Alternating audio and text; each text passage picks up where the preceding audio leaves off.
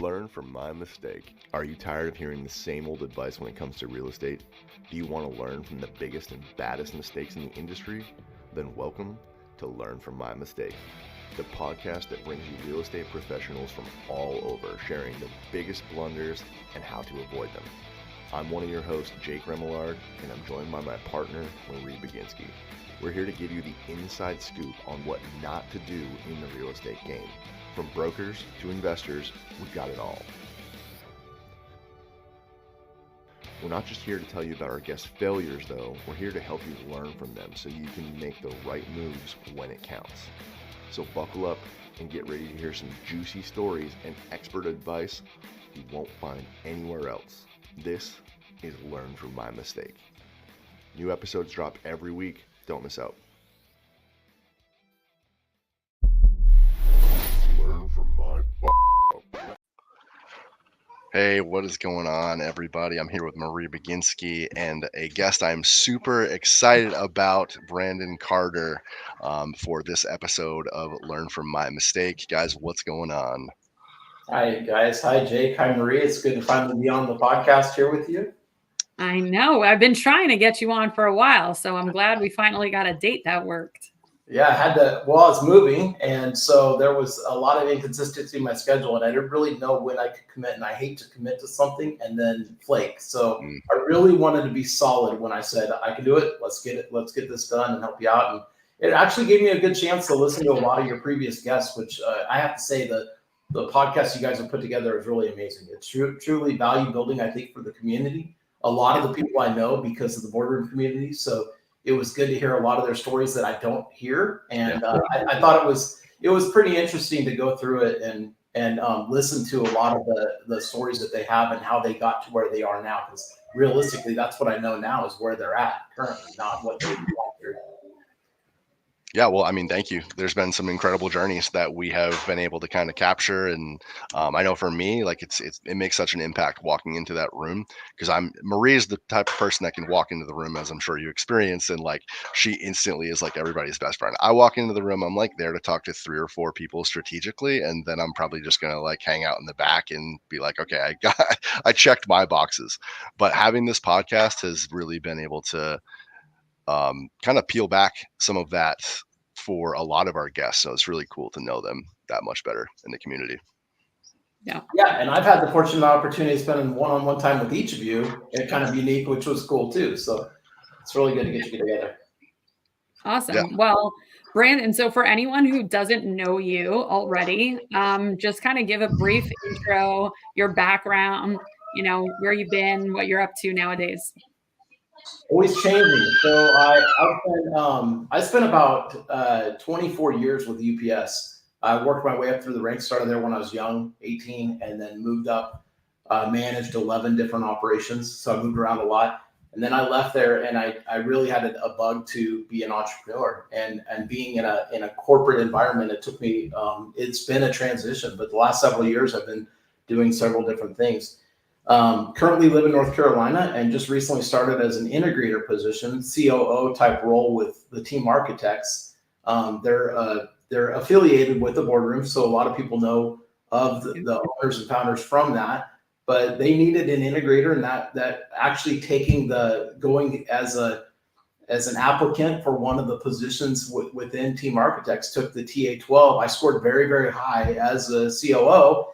And they're like, hey, how is this person out here not being utilized by us? So it was a good opportunity for me to join and really bring in something that I'm passionate about, where I see a lot of mistakes that have happened within my own career, as well as with is with not just talent acquisition in acquiring someone that you need on your team, but in developing that person and keeping them retained and not losing them through attrition, which happens a lot where we have a person that's, a lot of people talk about people being their biggest asset, and then they forget about maintaining that asset as we would in other things. So I really think it's a good opportunity for me to impact an organization as well as the people that we serve and to bring a better, product to them and bring better results to the overall community and let them grow and retain and attract better talent. That's exactly why I was so excited to have you on, because just from like the one-on-one conversations that we have had, I know it always kind of goes back towards that topic. And that's something that's very near and dear to me because I take pride in developing the people on our teams. It's not just the leadership aspect or the hiring aspect, but it's that development of people and like really growing that team and the culture and everything that like I just I love it. So I'm excited to dive into some of your mistakes that you made along those lines here. Yeah. Well, I have a question for you. So I also, worked a W-2 career for 15 years as an engineer. So my journey was really from like engineer to project manager. I'm just curious, what was your development or journey within UPS? Because 24 years is a long time. And I'm assuming that you've kind of got to where you are in building teams and stuff through that career. So just real quick, what was like the snippet of like your moving up the ranks in UPS? Yeah, so started out as I actually had played softball with a center manager and was too young to start. And so when I was finally 18, I could go apply. It still took me, and this is how different it was in 1993 as it is now. It still took me knowing the manager, knowing that I had a guaranteed opportunity to get the job. It still took me 9 months, 2 days a week, checking in with the hiring manager to get the job because they had people, there just wasn't turnover. People weren't leaving a good job like that. I was making double minimum wage. I was jumping into it, even though it was a job, it was a career job. So I finally got the job. I worked 5 days in 3 months because I was on call every day. Basically, do you have work for me? Do you have work for me? Finally worked. Then it was Christmas season. And then I started working more full time, which was actually a part-time job. So I was going to school, working a second job typically, but I always had this 3.5 hour gig in the mornings that I did. And now, are you a delivery person at this point? Like, are you just delivering? Okay, what are you doing? Loading the trucks in the morning, loading the trucks, and then there was not enough work in the morning, so I moved to the afternoons and was loading the trailers outbound. And then there was an opportunity to become a supervisor, so I went into supervision after about 5 years, and I was a part-time soup, managing a small crew on a belt. And then what happened was there was an opportunity for greater advancement. This is over 7 years because there just wasn't an opportunity to become full-time. So the next advantage was for me to become a full-time car washer. So I'd wash the cars at night. So I had to take a position that was 50 miles away, commuting to take this position with a chance that maybe I could come back and be a driver in the hometown I was from. So it was a risk I took. I went from a supervisor to an employee again. And then I went back and became a driver. Drove for only a few months, and I realized that this was not what I was going to do for 30 years. It was just real hard on your body. I already had the management bug. I knew that, like, I was looking at decisions that the leaders were making, and I was like, I think I could do a better job than that. So they had already wanted me to become a manager or a supervisor to start out. I was like, I don't know about that. But I ended up deciding that I was going to do it. So I put in basically the rest of peak season, became a supervisor. And from there, I was a supervisor for 2 years, different operations. Then I was in industrial engineering for a year, and then I got promoted to manager. Once you get promoted to manager, they pretty much look to move you around every 1 to 2 years to keep you fresh. So in that time, I ran 11 different operations. So as the new guy, you have to come in and be the new manager that doesn't know any of the people. You know the processes. You have to figure out, all right, who's giving me a line and telling me all the stuff that they've done that's perfect, and they're trying to tell me that, oh, the previous manager didn't know how good I was. And you have to read through the BS and get to know people pretty well, and then obviously clean up any broken processes and accountability, lack of accountability, usually around dependability. And so I was able to clean those things up, and in each operation I was able to bring it to a #1 status. And that is 100%. Every operation I went into at one point was at a #1 status in the ranking in the region.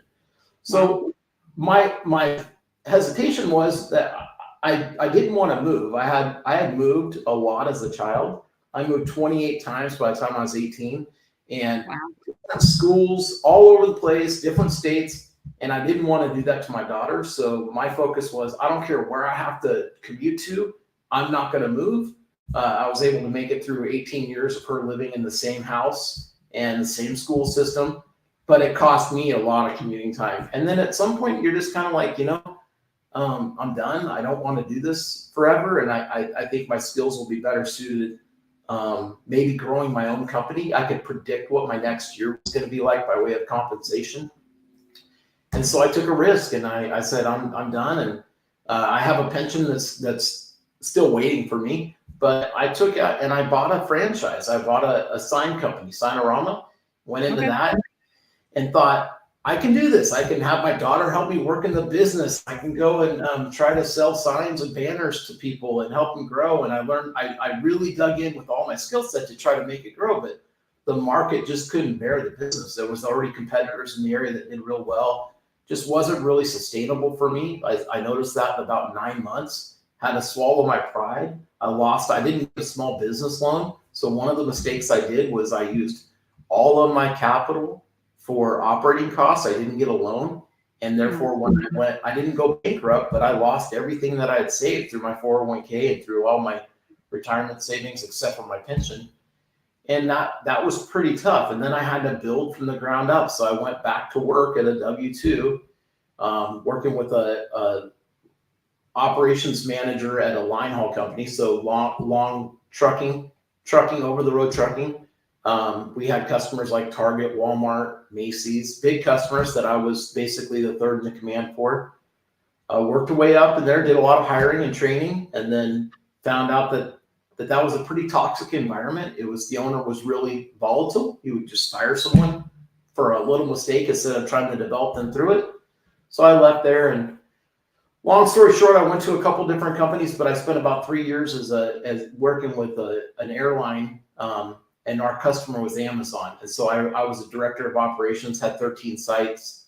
What brought me to North Carolina was a potential for promotion, but I chose to leave that company and take an opportunity with another company. Didn't work out, but that's where I'm back in with Team Architects. So kind of a long little the last couple of years have been really up and down, but I guess what it does is it got me out of my comfort zone, allowed me to think that, I don't have to be tied to something. I can take some risk. I'll land on my feet. During that whole time, I haven't missed a paycheck. Even though I've left one company, I've always been able to start right away with something. And so it's been pretty good for me.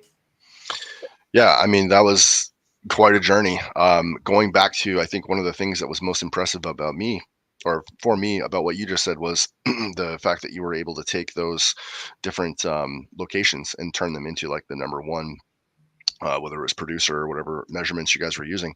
What were some of the things that you would walk into and see as mistakes that you were fixing when you would go in and turn that organization around? Yeah, and that comes down to really two different buckets: people and processes. You're going to have either processes are broken, they're not in place, they're not sustainable, they're too complex, they're not simplified, and anybody can learn. They're not written down, they're not sustainable. Or you're going to have people issues, and typically, depending on the people issues, it boils down to a couple different things. And I think that's kind of what I would want to tie into here is a lot of people, a lot of businesses get in a position of desperation, and they get to the point where they are reacting and hiring someone because they're in a desperation need. They hire the wrong person. They hire friends or family because that person needs a job.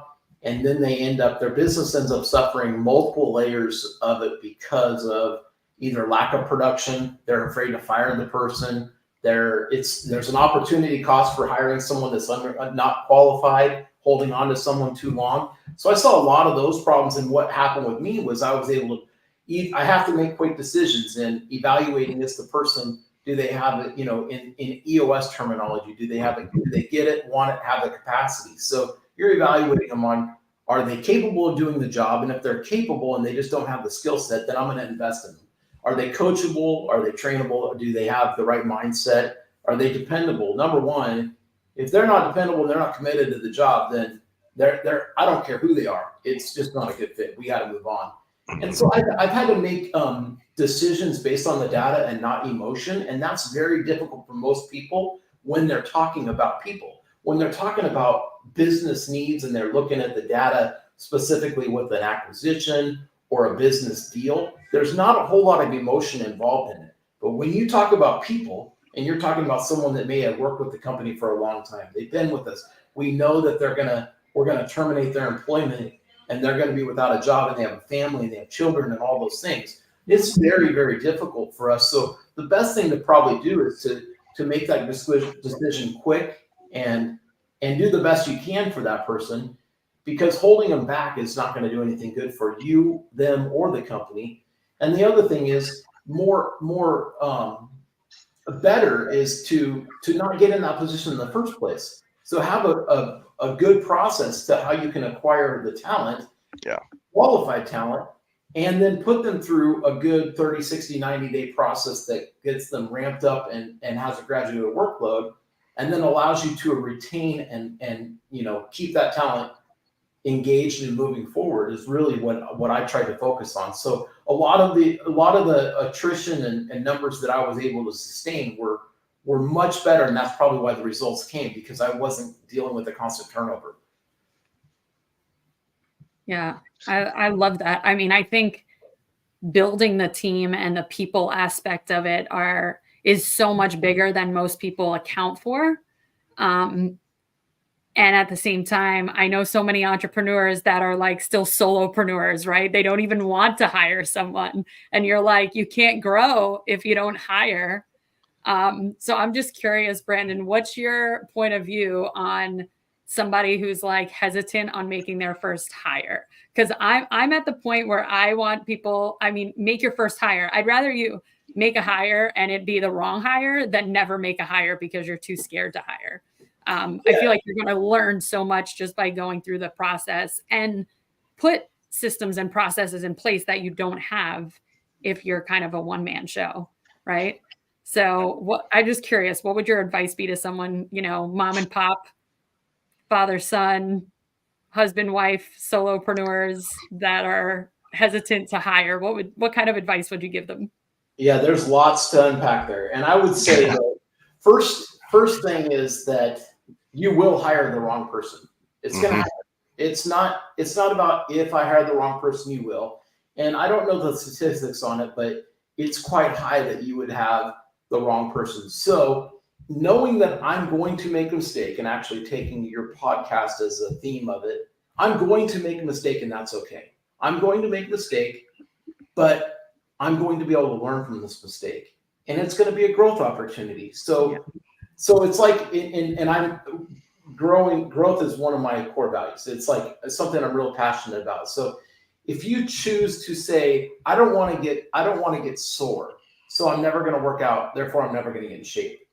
If you have a mindset like that, you're gonna always be out of shape. If you're like, I want to get in good shape and I'm willing to get sore, it's the same idea with, I want to grow, so I'm willing to make a mistake. And in doing so, I know I'm going to learn from that mistake. So I think that that's the first thing, is accept the fact that you're not going to be perfect. You're going to make a mistake, and I'm going to learn from it and adjust from that. I'm not going to repeat that same mistake. I'm going to have a good interview, good thing like that. I have a saying too, is that, you want to find friends at work, but you don't want to find work for friends. And the reason I say it like that is that it's real good for us to have the ability to have relationships at work and care about them. They could be more than work friends. Even times when there's nothing I would love more than to work with family. But I'm not going to just say, I have a buddy, I have a friend, I have my buddy's kid that's out of work that needs a job. Maybe I could have them do acquisitions for me. It's a common problem that big. And what you have to say is, I have someone that I know that needs a position. I know them, which is, we like, know, and trust. We have that connection already, but let me give them an opportunity to apply. They still have to go through the application process. They still have to go through all of the statistics and everything that needs to happen in order to, the interviews, all that stuff. To share with you, I know the owners of the company that I'm working with. I've known them for years. I still applied. I still went through the assessment. I still went through several levels of interviews. It doesn't mean that you don't hire someone you know. It means that gives you one aspect of the journey. You still have to put them through. So I have a buddy that needs a job. That's fantastic. I'm going to look for him to be able to apply and come through it. And the other thing about it is, I often look for people that are, and this is probably, I don't know if this is the best advice, but it's advice that I would give, is that I don't like to hire someone that's unemployed, that is desperate, right? I want to look for someone that is looking for a new opportunity.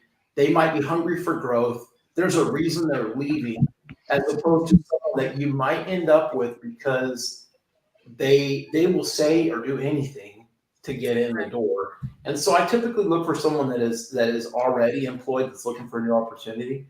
And or I meet them and they have the qualities that I like, that I believe are core value fits. And I look for them and say, do they also have the skill sets? And if they don't have the exact skill sets, are they coachable and can they learn? Because most of the skills that we have can be transferable, and they can be, and or learned in a short period of time, as opposed to when you're trying to deal with someone that you're changing who they are as a person, what's important. Yeah. I've hired both now. I've hired with assessments, and I've hired because of necessity. Somebody didn't have a job, and it's ended badly every time I've brought somebody in and kind of gone around what a normal system would have been. Oh. So it's interesting that you're pointing that out. And I was just kind of reflecting as you were saying that.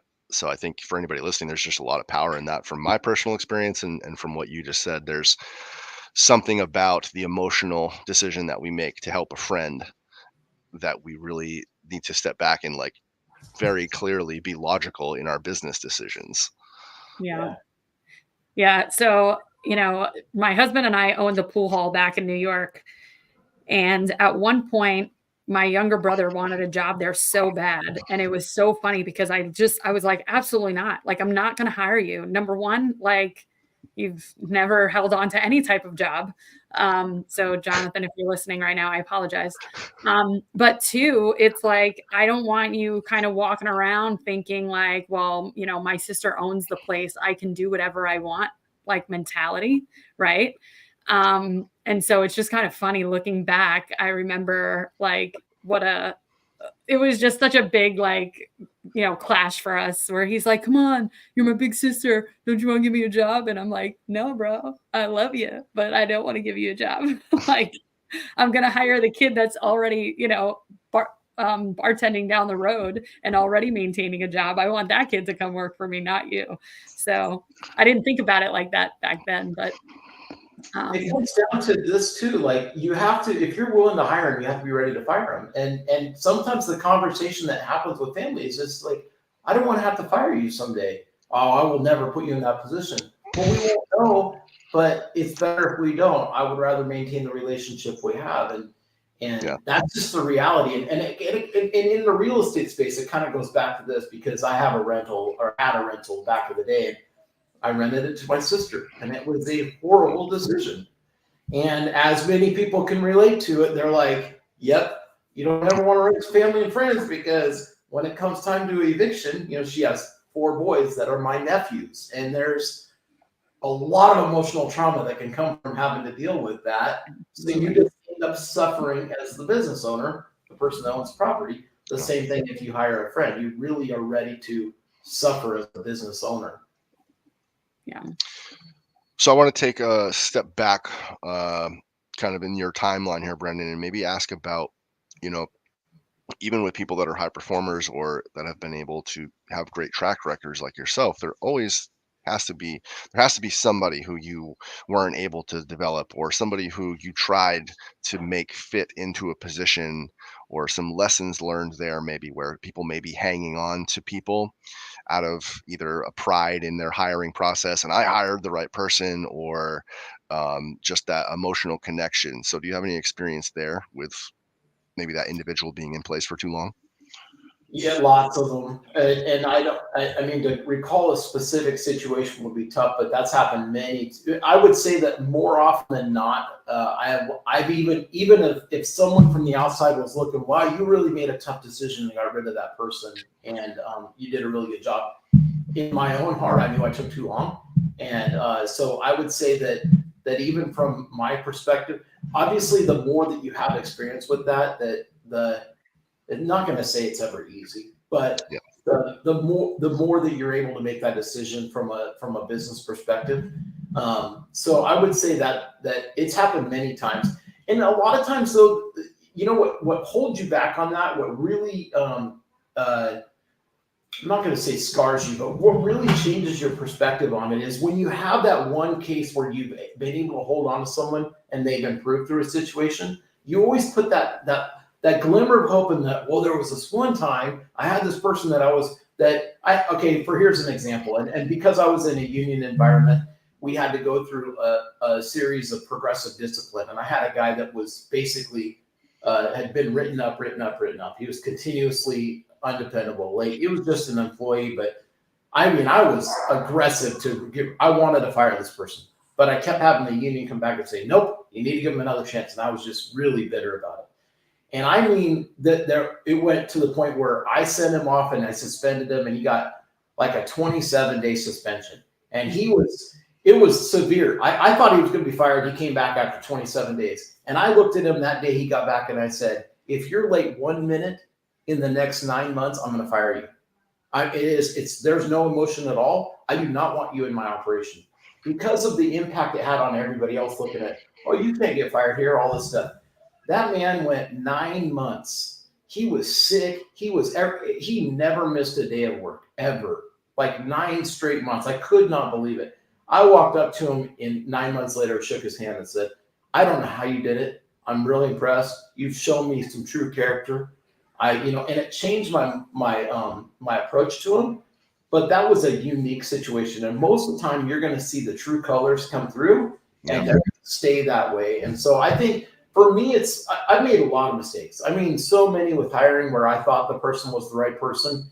And there is an element of pride where you're like, I hired this person, I put my name on the line for him. Yeah. But that quickly becomes, I put the business hat on real quick and I say, but the business decision is we got to move forward. Mm-hmm. And I've been able to make that decision more easily now than I was when it was, when I was younger in my career. Yeah. Yeah. Sorry. No, please go ahead. Yeah. No, I was just going to say, like, in most of the companies that you work for, I'm assuming that there was, certain metrics and qualifications, KPIs that you're tracking for employees. So do you think that having those numbers and, KPIs to help you make those decisions makes it a little bit easier, less emotional when it comes to like, hey, I have to let this person go. And you can see whether it's, just a track record of you're late this many times or late to meetings or just not meeting your sales quota or not making your certain amount of calls or whatever it is. Do you find that having those systems and processes and kind of KPIs makes it easier to make those decisions? There's still a person element. There's still a human element to it, right? You're still sitting across the table knowing that decision is the final time that you're going to talk to that person.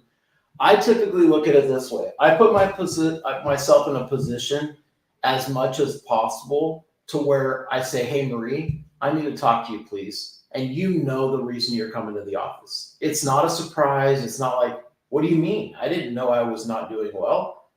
Where's this coming from? I put myself in a position to where I've had multiple conversations leading up to them, talking to them about the missed opportunities or whatever they're missing on whatever metric, to where that final decision, I can pretty much say, hey, Marie, I need to talk to you. And you go, I know why I'm in here. And then that makes that emotional part of it a little bit easier.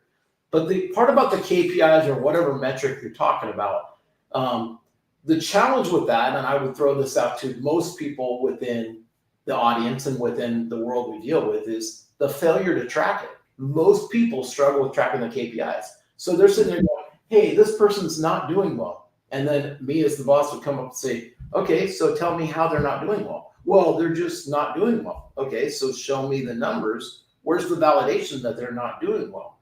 And the energy and effort that goes into the tracking of it is the challenge that most people have to prove that they're not doing well. So what I would challenge everybody as a best practice that I do is I put as much ownership on the employee to track the data themselves, report up to me, show me how you're doing on your metrics, show me how you're doing on your KPI. Because if you have a team of 10 people and you're trying to keep track of everybody, what they're doing, it's a lot of effort and energy on the leader, as opposed to saying, here's what your metrics are. You report to me daily, weekly, monthly, and then I'm going to be able to give you feedback on where you're standing.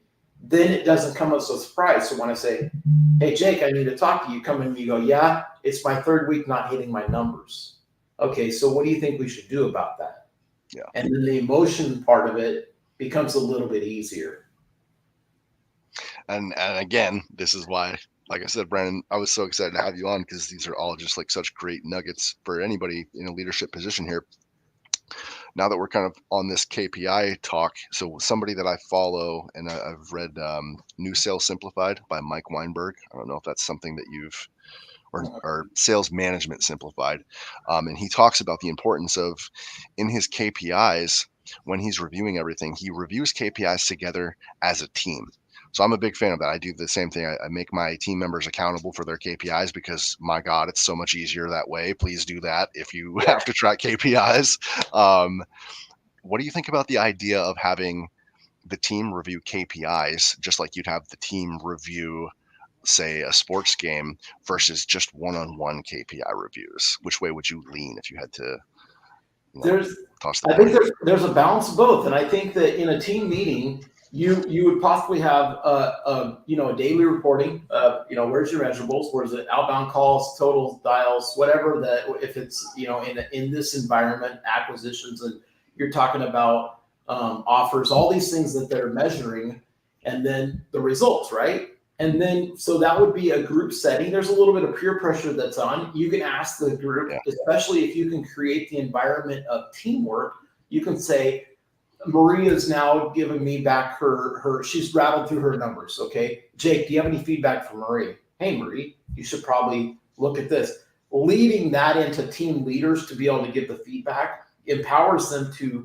give some peer-to-peer feedback, as opposed to someone giving them bad advice, right? You want to be careful of that, because you can end up pivoting one person. It's like if you ever tried to golf, and you go out and golf and everybody tells you how to take your swing. Next thing you know, you're all tweaked and all over the place.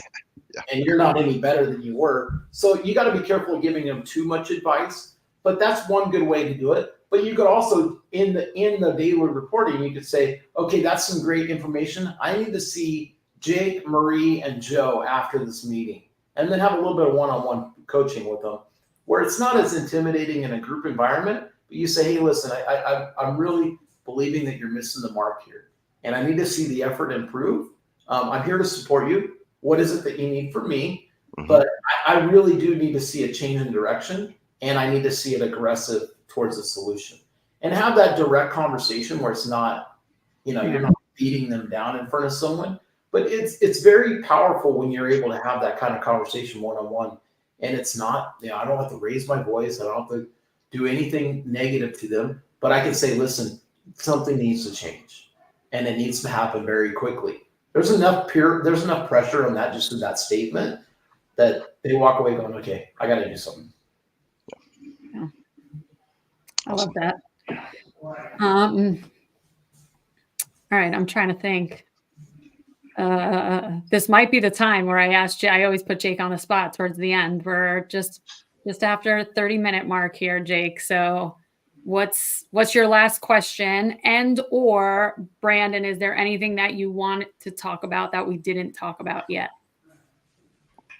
I'll go before Jake. And I think the biggest thing for me is to make sure that when you're talking about, people talk about culture a lot, and it's real important that the culture is a living and breathing part of the organization. So strongly encourage everybody to have a process, have, whether you're running EOS or you're running something else, consistency is key. Second thing is to make sure you have a system that is simplified and easy to follow, so you can put people in a position for success. And then the other part is having a daily cadence around your core values. Your core values need to be something that's not just written on the wall. I mean, think back to when you're a child, and I know, at least of my age, every single day in grade school, we said the Pledge of Allegiance. Put our hand across our heart, stood up and said the Pledge of Allegiance. And to this day, I can still say it word for word. And where that came from was the repetition that happens with what you do. And if you're doing the same thing in your core values, you're going to create a culture around commitment to the company, commitment to the things that you need to do. So, so in order to create a culture, you gotta live that through your core values. I would say that's the thing. And then having a process of how to acquire talent. You know, being with Team Architects, we have a process that allows people to be more successful. Again, you're going to hire the wrong person, but give yourself the best advantage and be more successful. So that's what I would have to plug at the end there. Awesome. And I still want to get one more in, just selfishly. Okay. So who would you say is the most influential, whether it's author or speaker or just in general, who would you think is the most influential person to you as a leader? Somebody that, say, somebody was hosting a podcast, had a cool guest on, and then could go back and reference later, just for an example, asking for a friend. Lots. I would say that I was not a reader, and I am a reader now. I challenged myself. I probably read like 10 books in my life. And then a couple of years ago, I heard this guy say, "Oh, I read 100 books." And I was like, "Oh my God, in a year? That's crazy." I challenged myself, and that year I read 68 books. And this year so far, I think I've read 24. And one author that doesn't, like, as soon as the next book comes out, I've got it, is John Gordon. John Gordon's a great leader. The Energy Bus is a really good one to start. I saw him speak at a boardroom meeting. That's what re-energized me. It was in Nashville a couple of years ago. As soon as I found out, I saw a sneak peek at the agenda. I saw he was speaking the next day. I was like, oh my God, he's going to be here. And I remembered a book I read like 10 years ago. And I reread that book that night just to be refreshed on it. It was The Energy Bus. Yep. And he is the power of positivity. He's all about positive team leadership. Super, super influential. Just came out with a book the other day. I've already read it. It's great. It's about, making difficult decisions. It's a real quick read. You can read it really quick. But I think anything that John Gordon puts out is worth reading and implementing with your team and your life. Awesome. Yeah, that was actually our first boardroom, me and Marie. We were there in Nashville. Yeah. And you probably didn't know who he was. I was like, oh my God, it's like almost watching your favorite band come on. You're like, oh my God, this is so cool. And that's one of the first books we had our team read as a team, was The Energy Bus. And so we're continuing that journey with New Sales Simplified and some other books. But it's actually, to me, it's almost that one is such a good book that it's one of those that I feel like we're probably going to have to read almost like every year as a team. And every time we bring in a new hire, it's got to be like part of the corporate culture, like you're talking about, Brandon, where it's like, this is our culture. And it, like, this is your required reading. Like, let's refresh the whole team, right? Because it's such a good book. It is. And energy vampires and all the stuff that comes along with it, you have that as a foundation, Another good author is Stephen Covey, which is older, right? But 7 Habits of Highly Effective People is a great book. I believe is an annual read for everybody to remind them of just being a good listener, being a good, speaker, being intentional with your words, all that. Awesome. All right. Well, thank you so much, Brandon, for being our guest today. If anyone is looking to reach out to you, get in touch with you, work with you, how can they do that? Yeah, so don't have a big social media under my brand, Brandon Carter, but I am on Facebook, and under Backbone Solutions LLC is my business. You can get on Facebook with that. There's Instagram. I do put out content. Most of the content I put out is regarding positivity, team leadership, stuff like that. Backbone Solutions LLC is the tag on it. Sweet. Awesome. I love that. Thank you again so much for being our guest. Jake, you got anything else before we peace out on this episode? I would just echo what you said. I appreciate it, Brandon. Always a pleasure. All right. Talk soon.